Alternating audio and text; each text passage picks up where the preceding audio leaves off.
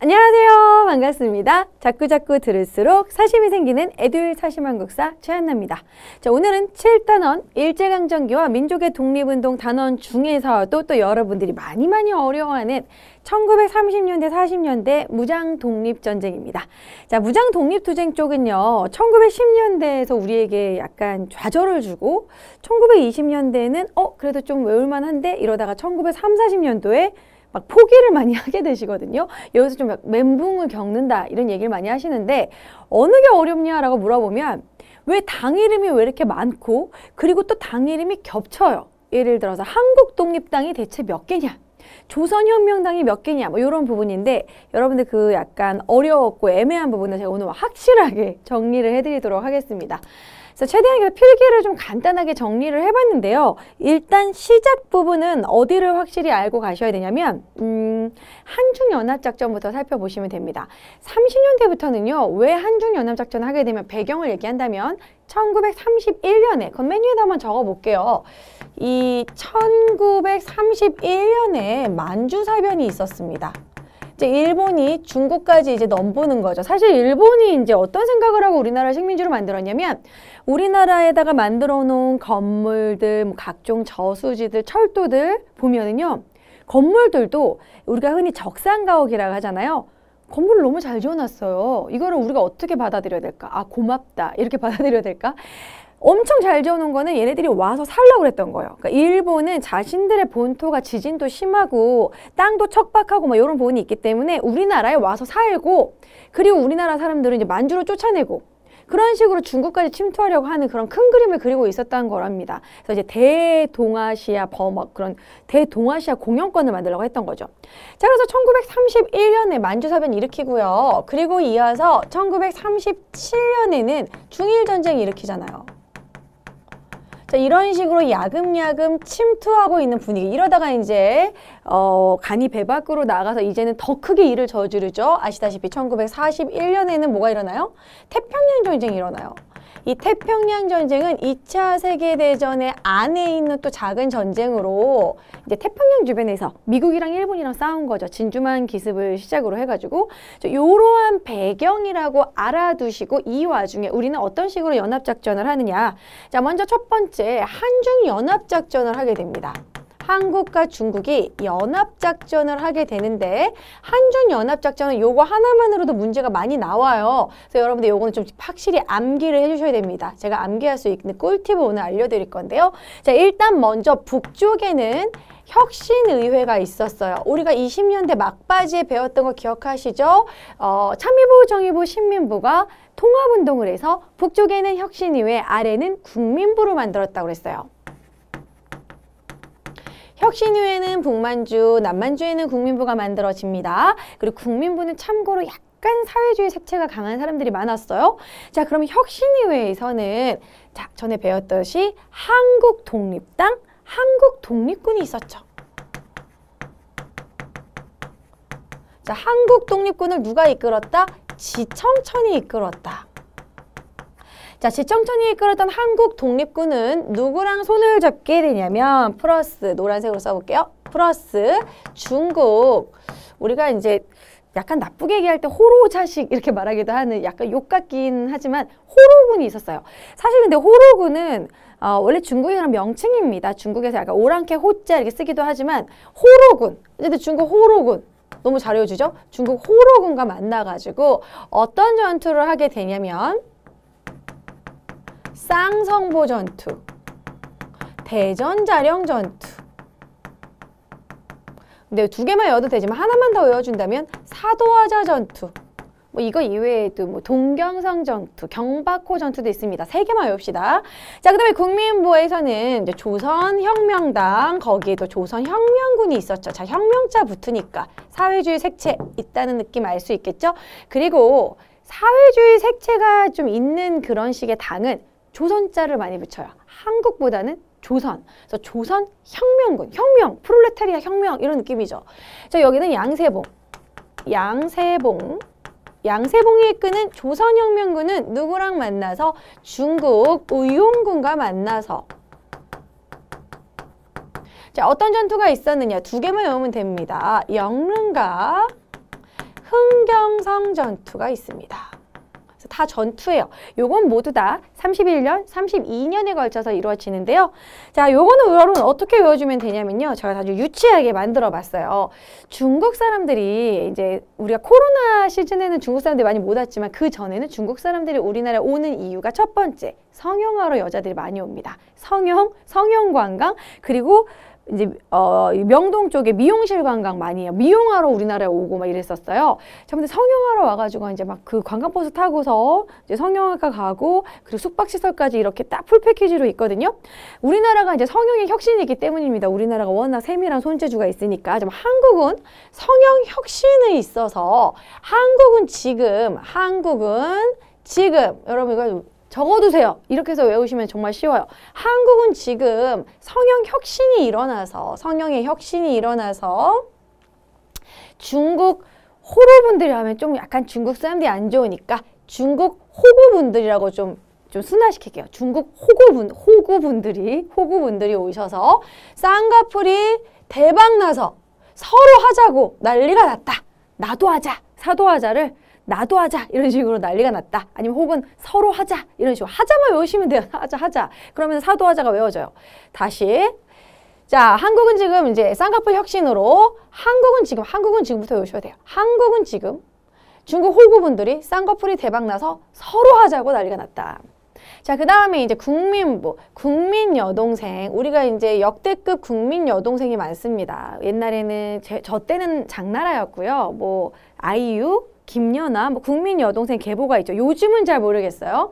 자, 그래서 국민여동생 조양이, 조씨라는 국민여동생이 있는데 조양이 중국 의사랑 만나서 중국 어딘가에서 우리가 흔히 이제 밀월여행, 영흥을 즐기고 있다. 우리가 흔히 여흥을 즐기고 있다 이렇게 말하지만 영흥으로 발음하면 돼요. 영흥을 즐기고 있다. 영릉과 흥경성 바로 연결됩니다. 이런 식으로. 자, 국민 여동생 조양이 중국 의사랑 만나서 영흥을 즐기고 있다. 이제 좀 그냥 내비둬라, 몰래 모른 척 해줘. 이런 식으로. 자, 이렇게 한중연합작전을 외워주시고요. 이렇게 막 이제 30년대에는 손을 잡습니다. 그러다가 또 분열이 일어나요. 사실 이 국민부 쪽 같은 경우에는 양세봉이 죽어요. 양세봉이 이제 34년에 피살되고 나서 흐지부지 이제 흩어지게 되고요. 그리고 혁신위회 같은 경우에는 처음에는 둘이 잘 싸우다가 싸워요. 이제 중국 사람들이랑. 왜냐면 전투에서 이기면 전리품이 나오잖아요. 그럼 전리품을 가지고 서로 무기를 서로 가지겠다 이런 식으로 좀 분열이 되다가 이제 흐지부지 분열이 됩니다. 자, 그러면 이 독립군들은 이제 어디로 가냐면 중국 내부로 가요. 그래서 중국 내부로 이동을 하는데 중국 내부에서 이동할 때 이제 좀 민족 유일당 운동. 우리가 좌우 뭐 사회주의 민족주의 나누지 말고 독립이라는 그러한 목표로 대동단결해서 연합을 하자라는, 그래서 이제 엄청나게 큰 당, 민족혁명당이 만들어지게 됩니다. 민족을 위한 혁명, 독립을 위해서 민족혁명당이 이게 뭉쳐지게 되는데요. 민족혁명당으로 통합을 해요. 대통합. 자, 이것은 좀 중요하니까 연도 35년도에 뭉쳐지게 됩니다. 1935년에. 자, 이 민족혁명당은 얼마나 많이 뭉쳐지게 되냐면요. 5당이 통합을 하게 되는데요. 이 5당은 이 조소왕이 이끄는 한국독립당, 자, 그리고 신한독립당, 신한독립당. 그냥 앞 글자만 따서 외우셔도 돼요. 이걸 다 5개 외우실 필요는 없어요. 한독, 신독, 누구누구가 뭉쳐졌는지만 알려주시는 거예요. 그 다음에 그 미주 쪽에서도 대표가 있었어요. 미주 대한인 독립당. 정확한 명칭은 미주 대한인 독립당입니다. 대한독립당 이렇게 말하기도 해요. 그래서 대독. 자, 그리고 사회주의 색채가 강했던 여기 조선혁명군, 조선혁명당 있잖아요. 이들이 여기로 가는 거예요. 조혁. 자, 그 다음에 의열단 멤버들. 자, 이렇게 5개 단체가 뭉쳐지게 됩니다. 하지만 여기가 이제 민족혁명당 통합한다고 이제 조소왕도 오고 지청천도 왔어요. 자, 그랬는데 여기가 지금 봤는데 중요한 것은 여기에 누가 들어가지 않았냐면 김구가 참여하지 않았다라는 거예요. 김구는 참여하지 않고 김구는 한국 국민당을 만들게 됩니다. 요거를 어떻게 이해하면 편하냐면 우리가 이제 주로 게임을 하면 1섭이 웬만한 유명한 그 길드들이 1섭으로 다 가거든요. 그래서 꼭 1섭에 가입을 하려고 해요. 내가 이제 제일 유명한 길드에 가입을 했어. 여기 길드 마스터가 당연히 김구겠지 했는데 김구가 아니네? 이분이 되게 엄청나게 게임을 잘한다고 그랬는데 이분은 다른 길드를 만들었네? 아, 근데 여기 보니까 나랑 좀 약간 색채가 안 맞는, 게임 스타일이 안 맞는 사람이 너무 많아. 왜냐면 너무 거칠어. 여기에 전반적으로 의열단 계열로 가는 거예요. 의열단 계열 누구야? 김원봉. 김원봉이 이때 대스타였어요. 이제 대표적인 스타가 이 김구 선생님이 현상금이 15억이면은 김원봉은 30억이었어요. 지금 돈으로. 그러니까 김원봉이 엄청난 스타였거든요. 김원봉 위주로 너무 의열단 계열로 가니까 아 이거 안 되겠는데 나도 사실 따로 지청천도 되게 엄청난 영웅이고 조소왕도 잘 나가는데 나도 어디 가면은 그래도 좀 이름 하나만으로 좀 유명한 나도 네임드인데 아 내가 여기 좀 들어가 있는 게 좀 불편하다 이러면서 탈당을 하게 됩니다. 그래서 조소왕과 지청천이 나와요. 탈당을 하게 돼요. 자, 탈당을 하게 되면서 나도 당 만들 거야. 그러면서 이제 조소왕은 원래 1930년대에 원래 한국독립당 만들었었어요. 그래서 나 한국독립당. 근데 지청천이 놀랬어. 나도 한국독립당인데? 나도 저기 만주 지역에서 한국독립당으로 활동했었는데. 그쵸? 지청천 한국독립군, 한국독립당이잖아요. 아, 이름이 겹치네. 어떡하지? 지청천이 양세봉이 죽었으니 양세봉의 정신을 이어받아서 그럼 내가 조선혁명당을 써야겠다. 그래가지고 지청천이 조선혁명당이 되는 거예요. 자, 이렇게 해서 탈당을 하고 그리고 이탈하고 나서는 그래 그럼 자유주의 계열 다 빠졌으니까 민족주의 계열 빠졌으니까 우리는 사회주의 색채로 간다. 그래서 이 민족혁명당이 어떻게 되냐면요. 민족혁명당이 사실 민족이란 말 붙이기 싫었어. 우리는 조선을 붙이고 싶었어 원래. 그래서 아예 완전 좌파 쪽으로 원래 붙이고 싶었던 조선을 붙여서 거기다가 민족 앞에 조선만 붙인 거예요. 민족혁명당에다 조선만 앞에 붙입니다. 그래서 조선 민족혁명당이 돼요. 우리는 그냥 사회주의 색채로 간다. 그래서 조선민족혁명당이 되고 이들이 이제 다시 뭉쳐서 조선 이제 주변에 사회주의 색채 있는 사람들 다 뭉쳐가지고 조선민족 전선연맹을 만들어요. 전선입니다. 전선연맹. 그래서 조선민족 전선연맹을 이룩을 하고 그리고 나서 항상 당이 있으면은 그 밑에 그 부대가 있다라고 그랬죠. 군부대. 그래서 조선민족 전선연맹의 대표적인 부대가 바로 조선의용대예요. 조선의용대. 자, 물론 조선의용대를 이끌었던 건 김원봉이죠. 조선의용대를 산하부대로 두고 대표가 김원봉입니다.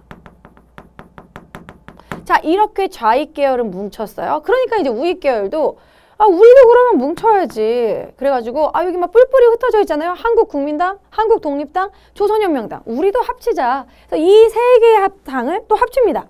지금 방금 다시 여기 위에 있는 거 정리해주면 되는 거예요. 한국국민당. 여러분 정신 똑바로 차리고 들으셔야 돼요. 한국국민당 김구. 한국독립당 조소왕. 자, 이들은 이제 우익 계열인 거죠.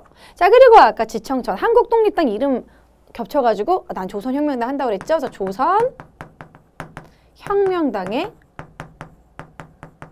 지청천. 그래서 단지 이름만 겹치는 거지 다른 거라는 거죠. 예전에 이제 한국독립당 여기 만약에 그럼 혁신의회 여기 때 한국독립당 활동했을 때는 동시에 조소왕은 상하이에서 한국독립당 따로 있었던 거예요. 다른 거예요.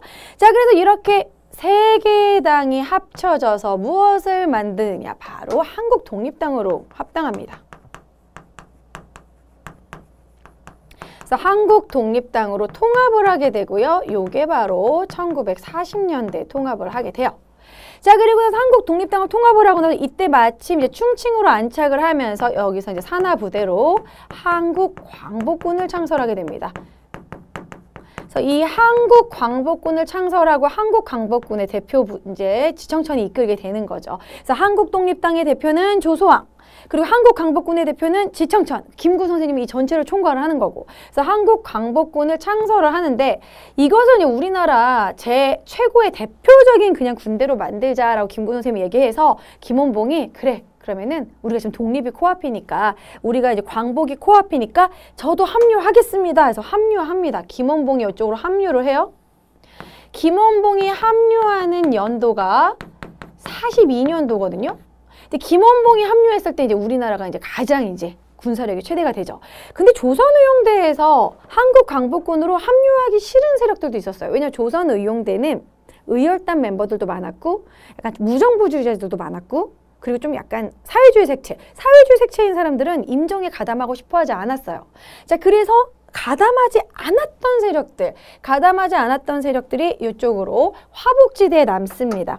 자, 그래서 조선의용대 중에서도 원래 화북지대라고 하면 이제 황하강 쪽, 그러니까 이제 베이징 쪽이라고 생각하시면 돼요. 화남지방이 이제 양쯔강 쪽, 그 상하이 쪽이 화남이고 저기 베이징 쪽이 화북이에요. 이 화북지대에 남아 있었던 사람들은 화북지대 조선의용대가 이름이 겹치니까 그럼 우린 조선의용군이 되겠다 해서 뒤에만 바꿔줘요. 조선의용군. 그래서 화북지대에 남은 사람들이 조선의용군이 되고요. 이 화북지대에 또 마침 엄청난 영웅이 나타나는데 그게 바로 김두봉입니다. 그래서 김두봉이 조선 이제 독립을 앞두고 있기 때문에 조선 독립동맹을 만들어요. 김두봉이. 그래서 김두봉이 조선 독립동맹을 어디다 만들면 예난지방이 만드는데 그 예난지방이 바로 화북지대예요. 그래서 이제 너희들 조선의용군 우리의 산하부대가 되라. 우리랑 색채가 비슷하니까 같이 가자. 그래서 조선 독립동맹의 산하부대가 조선의용군이 되는 거예요. 자, 여러분 지금은 이해가 안 될 수도 있지만 다시 한번 필기를 꼼꼼히 보시면서 이해하셔야 됩니다. 중요한 부분이에요. 자, 다시 김두봉은 화북지대에 원래 있었고 예난지대에서 영웅이고 워낙 전투를 잘해가지고 사람들을 많이 이끌고 리더십이 있어서 조선 독립동맹을 만들었는데 조선의용대 화북지대는 나는 한국 강복군 가담하기 싫어. 그래가지고 우린 조선의용군이 됐고 사회주의 색채가 강하니까 조선 독립동맹하고 연합을 하면서 조선 독립동맹의 산하부대가 됐다. 에듀윌 유료 회원만의 특별한 서비스.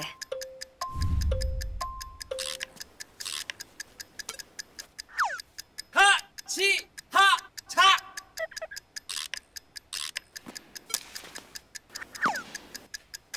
하치하차 정답! 같이 하자 친구야 에듀윌 유료 회원!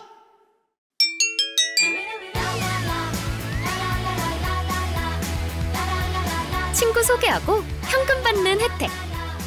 오직 에듀윌 유료 회원에게만. 에듀윌.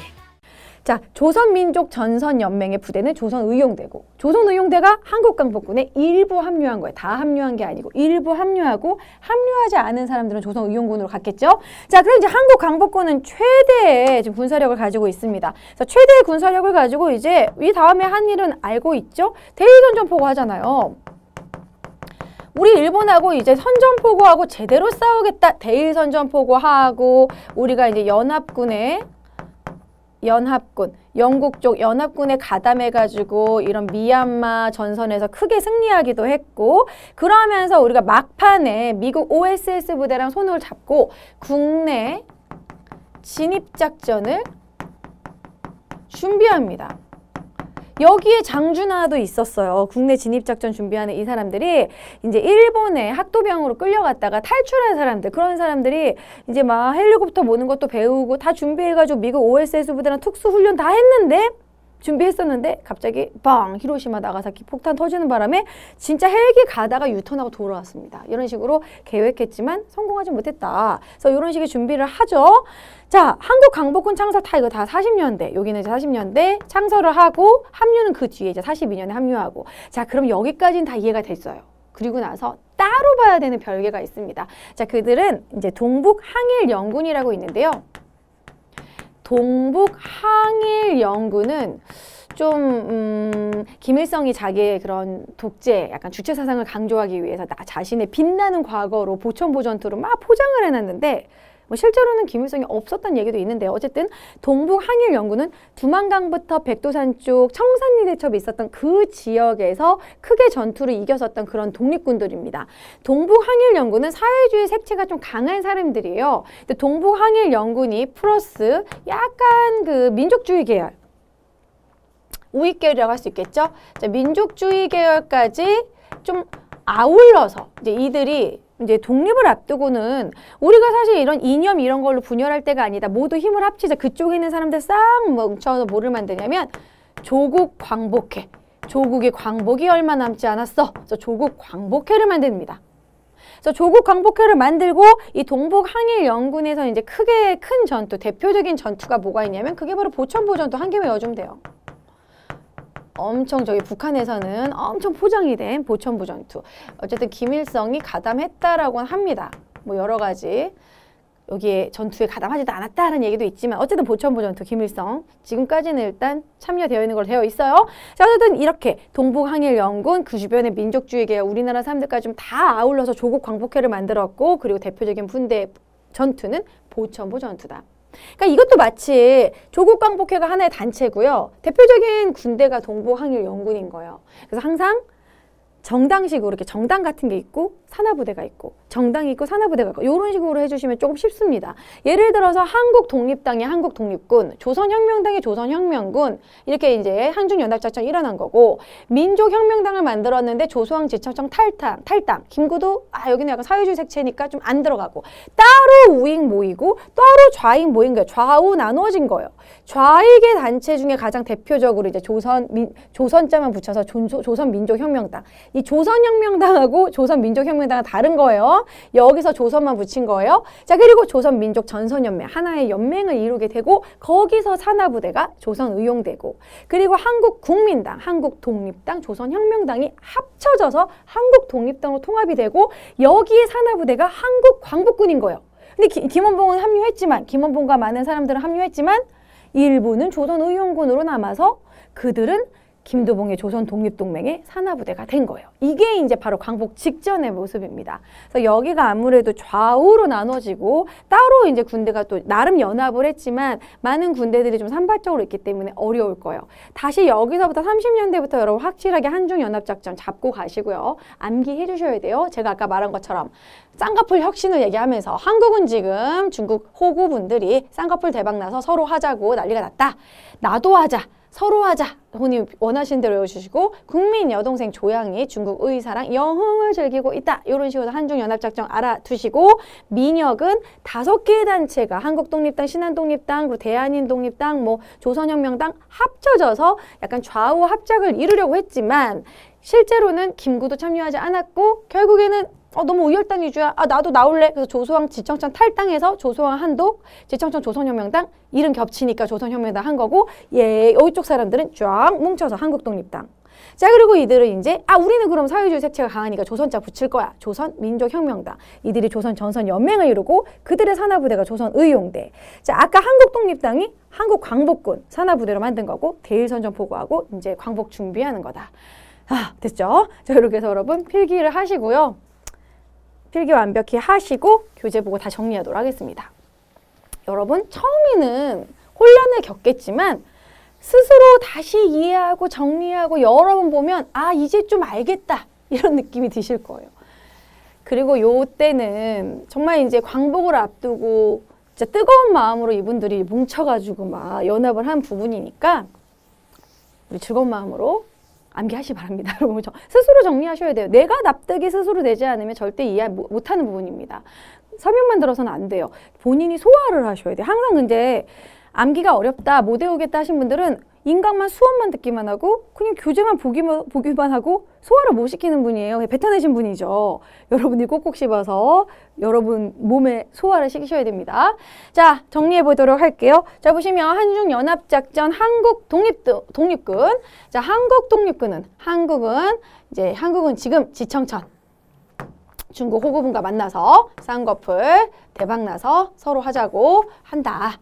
자, 그리고 조선혁명군 우리 국민여동생 조양이 양세봉 그리고 중국 의사와 만나서 영흥을 즐기고 있다. 이런 식으로 꼭 이제 이쪽 키워드로 뭉쳐서 알아두시고요. 자, 1935년에 민족혁명당으로 이제 좀 뭉치는 활동을 하게 됩니다. 민족유일당 운동으로 5정당이 만났어요. 그래서 한국국민당, 한국독립당, 그리고 신한독립당, 한국독립당, 신한독립당, 그리고 대한독립당. 이건 약간 미주 쪽이에요. 미주 대한독립당, 그리고 조선혁명당. 그리고 의열단 이렇게 5단체가 모였지만 너무 의열단 계열이 다 이렇게 있고 김구가 일단 참여를 안 하다 보니까 김구도 엄청난 스타인데 자 그래서 한국국민당을 창당을 하고 따로 그리고 이제 김원봉 위주로 너무 독주를 하니까 아 나도 나올래. 그래서 조소왕과 지청천이 이탈을 해서 조소왕은 한국독립당을 만들고 지청천은 조선혁명당을 만들고 자 그래서 이들이 이제 나가고 나서는 조선민족혁명당으로 명칭을 잠시 바꾼 뒤 그리고 나서는 조선민족 전선연맹 선이에요. 전선연맹을 만듭니다.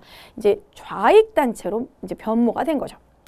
자 그러면은 이제 이들은 이제 조선민족 전선연맹 이어지는 거죠. 조선민족 전선연맹은 조선민족혁명당 중심으로 여러 단체를 연합하게 되고 이들의 산하부대로 조선의용대를 창설하게 됩니다. 1938년에 중국 관내에서 조직된 유일한 한인 무장단체예요. 이렇게 중국 관내에서 만들 수 있었던 것은 김원봉이 워낙 스타다 보니까 누가 주도해 누가 도와줬냐면 국민당 장제스가 지원해줬어요.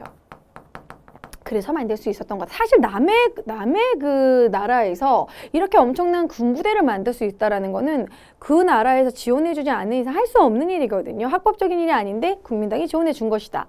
조선의용대 분화는 이제 조선의용대가 충칭으로 이동하면서 김원봉의 조선의용대가 한국광복군에 42년에 편입이 돼요. 아, 우리 이제 광복을 위해서 모두 힘을 합쳐보자. 김구 선생님이 이제 김원봉한테 제의를 했고, 그래, 힘을 합치겠습니다. 그래가지고 이제 마지막 힘을 합치려고 했지만, 하지만 이동하지 않은 사람들은 화북지대에 남아서 이들은 약간 팔로군, 중국 팔로군이 약간 저쪽이에요. 사회주의법, 붉은색 계열이에요.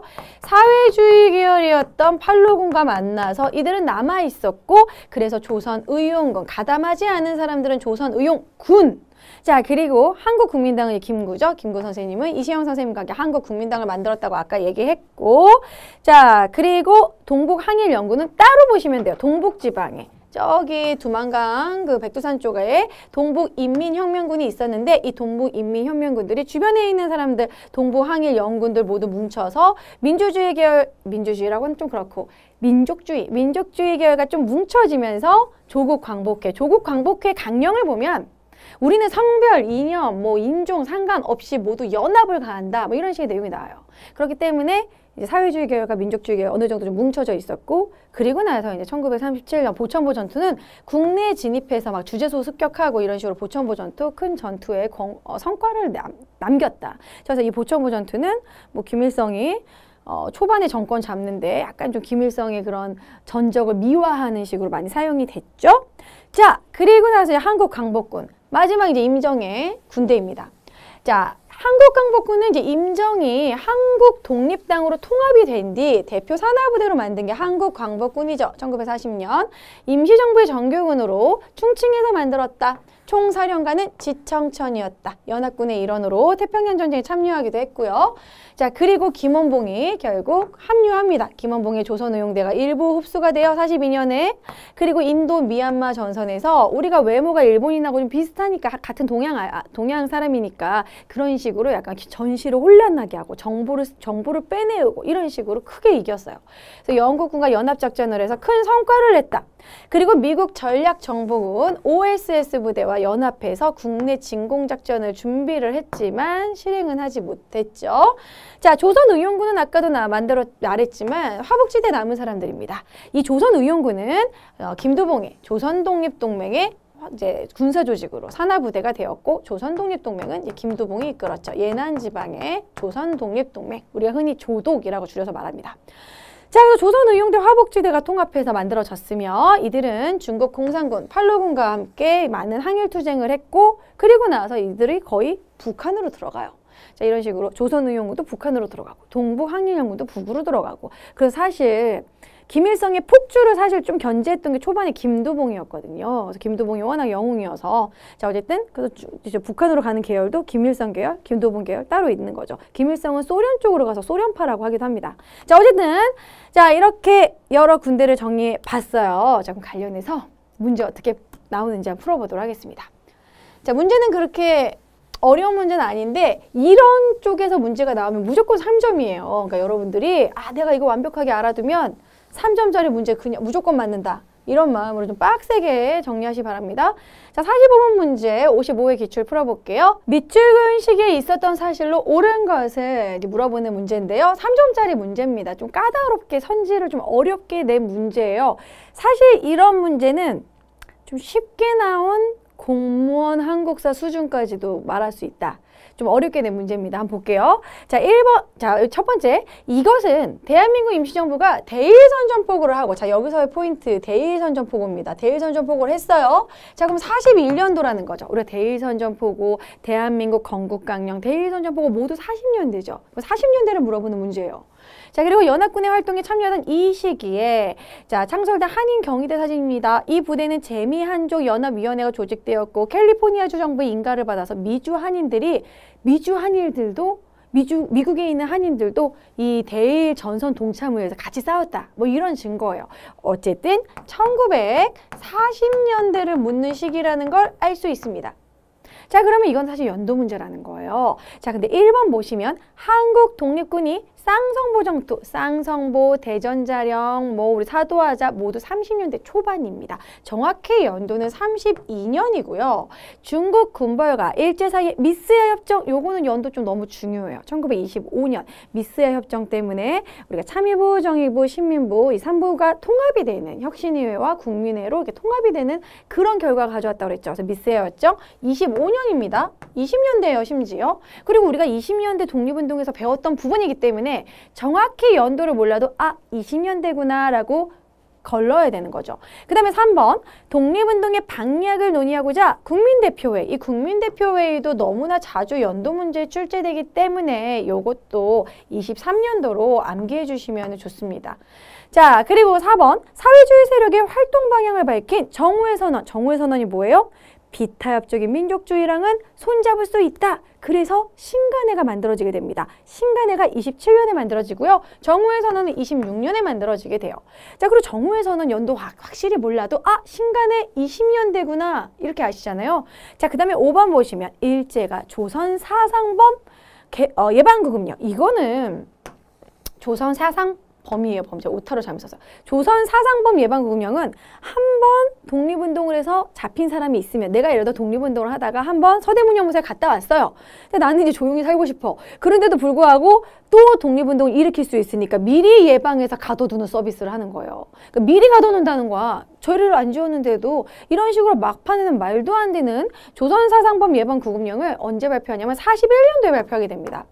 일본이 이제 막바지에는 이제 뭐 악에 맞춰가지고 막 무조건 막 그때 막 40년대에는 창씨개명 하면서 막 우리나라 민족 말살 통치와 뭐 이런 막 국가 총동원 막 그런 분위기잖아요. 자, 그래서 이 41년, 그래서 5번이 정답이 되겠죠. 나머지는 다 30년대나 다 20년대 분위기인데 5번만 정확히 연도가 41년도고 우리가 연도를 외우지 않아도 조선 사상범 예방구금령은 우리가 그 통치 3단계 배웠을 때 무단통치, 문화통치, 민족 말살 통치 때 배웠을 때 그때 조선 사상범 예방구금령을 배웠던 부분이죠. 치안유지법 하면서 막판에 미리 가둬놓는다. 41년도. 그래서 막판이라는 걸 알 수 있습니다. 그래서 정확히 5번인 거예요. 여기 41년, 여기 41년. 그래서 5번으로 푸는 좀 어려울 수 있었어요. 하지만 연도를 막 외우려고 노력하실 필요는 없지만 몇 개는 외워두면 쉬운 부분이 있어요. 지금 아까 말한 이런 국민대표회의나 미스협정 같은 경우에는 자주 선지에 나오니까